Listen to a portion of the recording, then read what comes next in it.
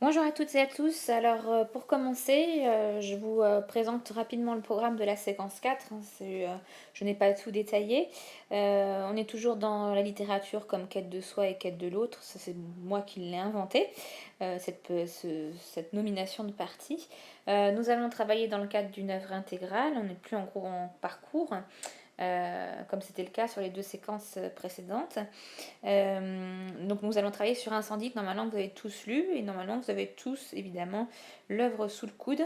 Voilà pour les explications. Donc on travaille évidemment sur du théâtre. Dans ce cadre-là, dans le cadre de l'étude d'Incendie, j'aimerais qu'on travaille ensemble sur les origines de la tragédie et particulièrement que je vous présente la tragédie antique et la tragédie classique, puisque la tragédie en tant que sous-genre du théâtre permet d'éclairer la pièce Incendie. Ensuite, on va aussi, vous allez aussi découvrir, c'est ce qu'on va faire pendant la prochaine séance, le contexte d'écriture de la pièce, l'influence de l'auteur, les influences, j'aurais pu mettre un S, et le contexte dans lequel s'inscrit l'œuvre, qui est un contexte actuel et contemporain. Enfin, je voudrais que vous poursuiviez votre travail sur ce que c'est que le théâtre. C'est donc la troisième pièce théâtrale que nous allons évoquer. Nous avons, je rappelle, travaillé un fil à la patte. Vous avez lu de manière cursive et avec un petit dossier Médée de Corneille. Et puis là, nous sommes sur une pièce contemporaine qui est Incendie. Alors, ce que vous allez apprendre à faire ou ce que vous allez perfectionner, j'aimerais qu'on continue de travailler dans la perspective du commentaire. Et donc, du coup, je vais vous demander, on aura des temps sur des extraits d'incendie, où je vais vous demander, pardon, excusez-moi, ça bouge, où je vais vous demander de donner vos idées sur le texte, qu'est-ce que vous pourriez en dire. Donc, gratter les textes, c'est ce que je vais vous demander de faire. Et puis, sans doute que je vous demanderai peut-être de pousser votre interprétation au-delà du simple, de la simple remarque, hein. Évidemment, je vais vous demander, vous connaissez maintenant les trois temps, hein, je vais vous demander de relever, d'analyser, d'interpréter. D'accord. Je vais vous demander aussi, sans doute, de faire un plan, trouver une problématique, hein, et faire un plan. D'une manière générale, puisqu'on n'est pas en poésie, je vais vous aussi développer votre capacité à approcher des textes théâtraux pour les commenter, hein, ce qui vous sera fort utile l'année prochaine. Comme ça, vous aurez déjà commenté des textes poétiques, des textes théâtraux. Il ne manquera plus que les textes romanesques. Et ça tombe bien, puisque la dernière séquence, ce sera du roman. Ensuite, pour la langue, évidemment, on va revenir sur du vocabulaire théâtral, puisque on est dans du théâtre, donc c'est assez logique que j'y fasse appel.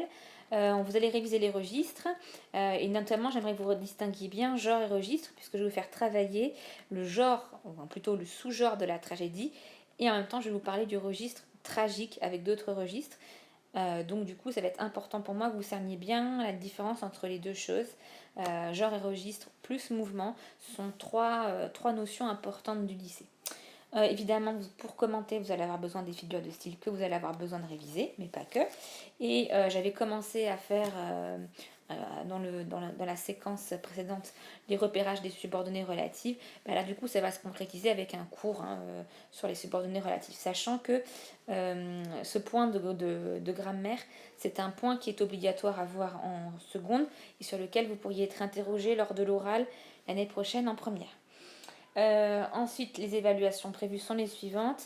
Je vais vérifier votre compréhension de la pièce. Pour l'instant, je ne sais pas par quel biais, mais je pense que je vais le faire. Je vais vérifier votre travail d'interprétation et de mise en plan sur des passages précis de la pièce. Autrement dit, je vais vous demander de grader les textes et de faire des plans et des problématiques. Et en travaux d'appropriation, je vous demanderai de les faire dans votre carnet de lecteur. Je vais même vous demander de les poster sur un Padlet. Il y aura un Padlet par seconde, un Padlet pour les secondes 2, un Padlet pour les secondes 8, pour que je puisse voir, puisse cocher si vous faites le travail, et puis pour que vous aussi vous puissiez commenter les travaux des autres. Donc vous verrez, les Padlets, ça ressemble à un grand mur.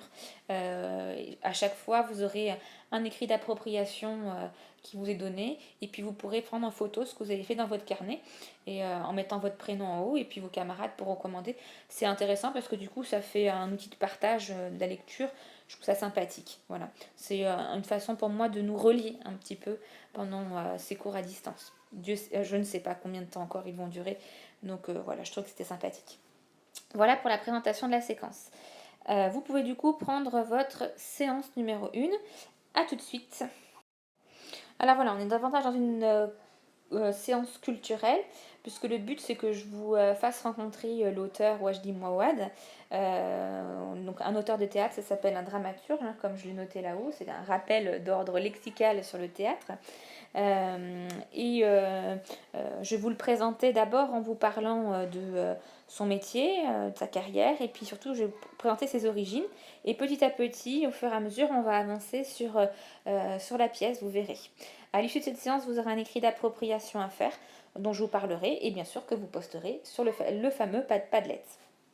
Alors pour commencer, j'aimerais d'abord que vous voyiez un petit peu ce que fait Wajdi Mouawad dans le monde de la culture et du théâtre. C'est un artiste contemporain, il est encore vivant, hein, il travaille toujours, il est très populaire, hein, ses pièces sont populaires, et l'homme de théâtre qu'il est, il est reconnu, hein, pour son travail. Il est dramaturge, c'est-à-dire qu'il écrit des pièces, mais pas uniquement. Alors, en France, mais aussi ailleurs, mais là je me suis concentrée sur la France, Wajdi Mouawad a été un artiste associé au Festival d'Avignon. C'est le plus grand festival de théâtre qu'on puisse avoir en France. C'est là, par exemple, où tous les directeurs de pièces de théâtre se rendent et ils vont voir les pièces, les nouvelles pièces montées. Comme ça, ça leur permet de mettre au programme ces pièces-là et de rencontrer les metteurs en scène, les artistes, pour fixer pour la saison d'après les spectacles dans leur théâtre. Donc c'est un gros festival. On dit qu'il y a un festival on qui se passe à l'habitude et un festival off qui se passe sur une plus longue durée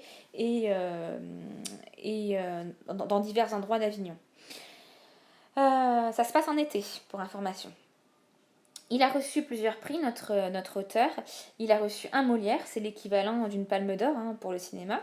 Et puis il a reçu le prix de l'Académie française, oui, parce que l'Académie française est toujours vivante, hein, vous le savez. Elle a été érigée au XVIIe siècle, elle est toujours là. Donc il a reçu un prix de l'Académie. Ces spectacles sont programmés dans beaucoup de centres dramatiques nationaux, hein, donc dans beaucoup de théâtres. Ce qui est important de noter, c'est que si aujourd'hui les pièces de Wajdi Mouawad se diffusent dans des gros théâtres notamment, il faut savoir qu'il est entré, qu'il a eu le vent en poupe grâce à de petits festivals comme le Festival des Francophonies de Limoges, où on invite des auteurs qui sont francophones, donc pas nécessairement venant de France métropole, mais venant de tout pays où on parle et on écrit français, ce qui est son cas. Et puis par des scènes nationales qui sont des petits théâtres moins prestigieux, comme c'est le cas par exemple à Thouars, hein, vous avez une scène nationale à Thouars. Le théâtre de Bressuire est en passe de devenir une scène nationale aussi, pour information. Il reste très lié à ces petites structures, il y attache beaucoup d'importance. C'est quelqu'un d'assez fidèle. Et donc du coup, ces petites structures qui l'ont lancé, il y est encore. C'est-à-dire que le Grand T à Nantes, il y a répété plusieurs spectacles. Il s'en sert de lieu de création en fait. La scène nationale de Chambéry, il est artiste associé. Et puis le théâtre 71 à Malakoff, à Paris. D'une manière générale, il a gardé son réseau de petits théâtres. C'est quelqu'un d'assez fidèle dans sa carrière artistique. Voilà pour ce qu'il représente chez nous en France. Mais en fait, vous l'avez entendu et vous l'avez deviné, Wajdi Mouawad, ce n'est pas un auteur français, c'est un auteur francophone. Donc il a vécu en France, il écrit en français, mais il ne vit pas en France et il n'a pas la nationalité française. Wajdi Mouawad en fait vit au Québec, hein. Alors le Québec, c'est ce que vous avez là. hein, ce drapeau ici. Le Québec se trouve au Canada, du coup. Et c'est la partie francophone du Canada. Wajdi Mawad a commencé le théâtre au Canada et il y travaille toujours. Alors, évidemment, il a commencé comme acteur. Euh, en ce moment, il dirige des structures culturelles et notamment des grands théâtres, mais il est toujours aussi dramaturge et metteur en scène. Vous voyez que il ne fait pas que écrire, du coup les métiers du théâtre sont divers et variés. On peut évidemment être acteur, on peut être directeur de théâtre, on peut être dramaturge, on peut être metteur en scène, on peut être acteur, on peut être technicien, enfin bref, vous voyez que rien qu'un seul homme en tout cas, il est capable de gérer 4 missions différentes. Donc c'est au Québec que Wajdi Mawad a découvert le théâtre. Donc il a démarré sa carrière là-bas, d'abord comme comédien et puis après comme dramaturge et ensuite comme metteur en scène. Et très tôt, il a dirigé le théâtre de Katsu à Montréal, donc Montréal capitale si vous préférez du Québec, et il dirige maintenant la partie française du Centre national d'art d'Ottawa. C'est un des plus importants théâtres du pays. Donc ce n'est pas n'importe qui, moi je dis Mawad. La moitié de ses activités de création et l'une de ses compagnies se trouve au Québec. Donc une grosse partie de son travail se situe là-bas. Voilà pour ses activités et ses missions d'artiste qui se partagent entre du coup la France et Québec. D'accord. Mais il y a un autre pays qui est important pour lui et il me semble que c'est important pour la compréhension de votre pièce. Wajdi Mawad est un artiste aux influences multiples, on l'a vu, parce que il travaille en France, il travaille au Québec. Vous allez voir pour quelles raisons. Hein. Il y a eu la France et le Québec, mais il y a aussi un autre pays qui a beaucoup d'importance pour lui, puisque c'est le pays de ses origines familiales, c'est le Liban. Donc ça nous fait 3 influences, d'où le titre Un artiste aux influences multiples. Donc Wajdi Mawad, c'est un enfant de la migration. C'est la raison pour laquelle il y a 3 pays qui comptent dans son cœur. Et notamment les origines libanaises de Wajdi Mawad ont influencé ses pièces et la thématique de ses pièces, particulièrement la nôtre ici. Donc je vous donne son parcours, là, en quelques lignes que j'ai tapées. C'est quelqu'un qui est très attaché à la France, évidemment. Hein. Il a émigré avec ses parents à l'âge de 8 ans et il a quitté la France à 15 ans, d'accord, pour repartir vers le Canada. Pour quelle raison? Parce que leur carte de séjour n'était pas renouvelée. Donc il a vécu une enfance en France, une partie de son enfance et de l'adolescence au Canada, et il manque un autre morceau qu'on va voir après. L'autre morceau, vous le savez, il est en lien avec le Liban. Wajdi Mawad s'est donc du coup installé avec ses parents à Montréal à 15 ans. Il a la nationalité canadienne et c'est au Québec qu'il va découvrir le théâtre. Il va se former en tant que comédien, il va commencer à écrire. Vous avez vu plus haut qu'encore aujourd'hui, il a d'autres fonctions encore dans le théâtre. Pour finir, c'est un artiste qui est pris donc, dans un triple héritage, l'héritage arabo-franco-canadien, qui imprègne fortement ses œuvres. Effectivement, les racines de Wajdi Mawad sont aussi libanaises. Et le Liban, c'est très important de le savoir, est un pays multiconfessionnel, c'est-à-dire que on y trouve plusieurs religions différentes, monothéistes. Et Wajdi Mawad vient d'une famille chrétienne, ça c'est pour la grande famille de religion maronite, d'accord. Vous allez voir ça, cette vie au Liban, et la question du Liban, je vais vous demander de l'approfondir, mais avant ça, pour que vous compreniez et que vous situiez le Liban, et c'est très important de le faire, vous voyez que le Liban se situe au nord de l'Israël, et à l'ouest de la Syrie. Donc on est dans une zone de l'Afrique particulièrement tendue, puisque vous savez bien qu'en Israël, il y a un conflit politique qui dure depuis de très longues années, d'accord, entre les Israéliens et les Palestiniens. s'écharpe pour un territoire. Et vous savez bien encore qu'en Syrie, la guerre civile a lieu, hein, avec Bachar el-Assad, qui régulièrement assassine ses propres citoyens par diverses armes, notamment des armes chimiques. Cette guerre dure depuis déjà très très longtemps. Et au-delà de ça, évidemment, alors la Syrie est un foyer pour le terrorisme aussi. D'accord. Donc dans ce contexte, le Liban est ici. Hein, et géographique, j'entends, hein, le contexte géographique. Et le Liban, lui aussi, a été un pays secoué par la guerre, dont il est question dans l'œuvre de Wajdi Mouawad. Donc, nous allons basculer maintenant vers la pièce. Donc de ce qu'on a dit de l'auteur, voilà ce que je voudrais vous faire un petit point sur Incendie.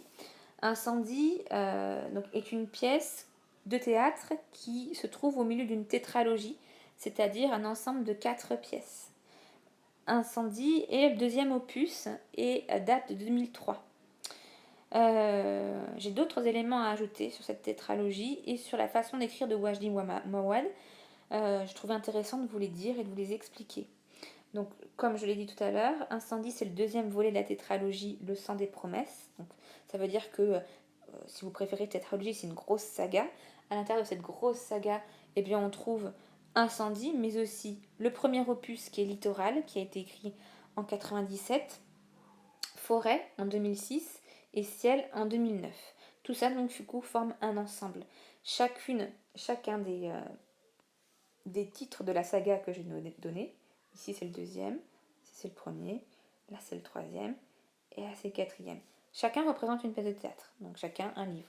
Vous voyez que je les ai représentés ici, hein, dans l'ordre, hein, Littoral, Incendie, Forêt et Ciel. Vous pourriez lire la totalité. L'année dernière, moi, quand j'ai interrogé des élèves au bac sur Incendie, certains élèves avaient lu la tétralogie entière, tellement ça les avait captivés. L'œuvre, la façon d'écrire de Wajdi Mouawad est hyper intéressante parce que Wajdi Mouawad écrit comme un metteur en scène. C'est-à-dire que en Wajdi Mouawad, vous avez à la fois l'écrivain et à la fois le metteur en scène. Pourquoi? Parce que l'œuvre, il y a une trame, évidemment, il y a déjà réfléchi, etc. Mais elle s'écrit aussi en cours de répétition avec la troupe de comédiens. Donc ça, c'est vraiment hyper intéressant, c'est-à-dire que c'est en fonction de ce que proposent les comédiens que les personnages évoluent, que la pièce avance, etc. etc. Donc selon plusieurs sources, hein, selon les diverses personnalités de la troupe, donc des comédiens, eh bien, les personnages d'Incendie ont évolué. Cependant, il n'y a pas que l'influence des comédiens qui a modifié l'histoire, il y a l'influence de la vie de l'auteur sur son œuvre qui est hyper importante et notamment ce que c'est qu'être réfugié en temps de guerre, puisque Wajdi Mouawad a vécu dans sa jeunesse le fait d'être réfugié en temps de guerre, puisqu'il a connu la guerre du Liban. Cette pièce contemporaine, du coup, s'illustre par un récit d'actualité. On se retrouve plongé dans une actualité qui nous est assez proche, hein, et elle est inspirée aussi de la vie de Soua Bekara, pardon. Désolée, j'ai fait un copier-coller de son nom et il y a un numéro 2 qui est apparu. C'est une militante libanaise, elle se bat du coup pour les droits au Liban. Et en dehors de ça, autre influence, vous avez aussi l'importance de la tragédie antique et plus précisément le mythe d'Oedipe dont je vous parlerai quand on évoquera la tragédie antique. C'est là que vous pouvez comprendre que on ne peut pas étudier Incendie sans savoir ce que c'était que la tragédie antique et sans connaître le mythe d'Oedipe, d'accord? Voilà pour toutes les explications et les diverses influences. Ce qu'on devait retenir, c'est que Incendie n'est pas une œuvre isolée, qu'elle vit dans une tétralogie, que Incendie s'écrit à mesure que les répétitions se font. Ça veut donc dire qu'il y a plusieurs écrivains de la pièce, si vous préférez. Vous avez les acteurs, mais vous avez aussi l'auteur lui-même qui a un chemin de vie qui a fait que ça a impacté son écriture. Vous avez l'actualité évidemment qui inspire largement l'auteur, et notamment Soua Bekara, là. Et puis enfin la tragédie de l'Antique et notamment le mythe d'Oedipe qui nourrit la pièce. Enfin, le cours est terminé hein, pour moi. Je vous ai apporté les éléments essentiels. Je vais vous demander de le prolonger par un premier écrit d'appropriation qui, j'espère, sera intéressant pour vous. Enfin, je l'ai construit pour ça. Donc, ça veut donc dire que dans votre carnet de lecteur, après incendie, vous allez noter, s'il vous plaît, donc après avoir collé votre travail de lecture, évidemment, hein, vous aviez un guide de lecture, vous notez écrit d'appropriation 1, Waji Mwawa d'un dramaturge francophone québécois aux origines libanaises, une multiplicité d'influences perceptibles dans l'espace scénique. Je vais vous faire travailler sur le contexte géographique de la pièce et puis je vais vous faire travailler sur la mise en scène. Donc incendie évoque de multiples lieux qui va rompre avec la règle classique des 3 unités qu'on retrouve dans une tragédie. Jeanne et Simon, les enfants de Nalwal, vont à la recherche du passé de leur mère en terre libanaise, terre de guerre. Donc qu'est-ce que je vais vous demander de faire? D'abord, je vais vous demander de faire une petite recherche d'informations et d'images, parce que je pense que c'est important que vous arriviez à imaginer le Liban et savoir ce qui s'est passé pour pouvoir ensuite créer quelque chose d'intéressant. Donc je vous demande de vous informer rapidement. Vous écrivez rechercher dans votre page de carnet de lecteur et vous m'apportez quelques informations sur le Liban, grossièrement, hein, je ne m'en demande pas beaucoup de choses, hein. 400 lignes c'est suffisant, et vous m'apportez quelques petites choses sur la guerre du Liban aussi, hein, la plus récente évidemment. Une fois votre travail fait, vous avez collecté les infos, vous le remettez donc dans votre carnet lecteur en ayant mis au-dessus écrit d'appropriation. Ok. Ce travail-là vous amène vers un autre travail de création. Je vais vous demander, maintenant que vous avez fait le travail de recherche, de faire un croquis de la mise en scène que vous vous imaginez. N'allez pas voir des mises en scène pour faire la même chose. Je veux que vous réfléchissiez puis vous vous imaginiez qu'un texte de théâtre, ça se transforme en spectacle. Donc qu'est-ce que vous imagineriez, vous? Accomplissez ce défi de faire tenir sur la scène les lieux principaux de la pièce. D'accord? Pour vous mettre vraiment en situation de créer, je vous ai mis en bas là un extrait de la scène 9. Imaginez qu'en fait vous voulez faire jouer cette scène-là, où mettez-vous vos personnages, sachant qu'on est dans une époque et un espace bien précis dans cette scène-là. Qu'est-ce que vous disposez sur votre scène? Donc je vous laisse lire cet extrait. Ensuite, dites-moi où vous mettriez les personnages sur scène et à quoi ressemblerait la scène. Est-ce que vous faites différents espaces ou un seul et même espace? Qu'est-ce que vous mettez en décor? Est-ce qu'il y a des accessoires? Est-ce qu'il y a des lumières? Etc. etc. D'accord? Donc vous essayez de vous représenter là sous la forme d'un schéma. D'accord? Histoire de vous mettre dans le bain, je vous propose du coup la lecture de ce tout petit extrait. Donc je rappelle dans cet extrait, c'est Najira qui parle à Nawal dans l'époque de l'enfance de Nawal, donc la mère des 2 enfants. Najira est la grand-mère de Nawal et elle est en train de mourir. Voilà ce qu'elle lui dit. Prends-moi la main, Nawal. Nawal, il y a des choses qu'on a envie de dire au moment de la mort, des choses que l'on aimerait dire aux gens que l'on a aimés, qui nous ont aimés, leur dire pour les aider une dernière fois, les armer pour le bonheur. Voilà 1 an. Un enfant est sorti de ton ventre et depuis tu marches la tête dans les nuages. Ne tombe pas, Nawal. Ne dis pas oui. Dis non, refuse. Ton amour est parti, ton enfant est parti. Il a eu 1 an, il y a quelques jours seulement. N'accepte pas, Nawal, n'accepte jamais. Mais pour pouvoir refuser, il faut savoir parler. Alors, arme-toi de courage et travaille bien. Écoute ce qu'une vieille femme qui va mourir a te dire.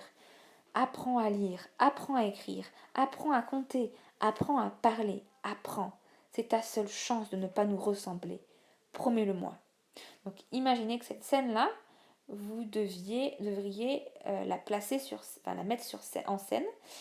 Où est-ce que vous mettriez ces personnages-là? Dans quel espace et quel autre espace vous mettriez pour la suite de la pièce si nécessaire? Une fois votre travail fait sur votre carnet de lecteur, alors vous pouvez coller une page blanche pour mettre en valeur votre travail, que ce soit joli, hein. Vous pouvez évidemment faire votre écrit d'appropriation sur une demi-page pour la recherche, une demi-page pour votre croquis ou une page pour la recherche sans que vous n'allez pas la remplir et une page pour le croquis. Ça, c'est vous qui gérez votre espace, d'accord? Je vais vous demander de partager parce que c'est pas très marrant de faire tout dans son carnet et qu'on n'ait pas de retour sympa. Donc je vais vous demander de prendre votre travail en photo.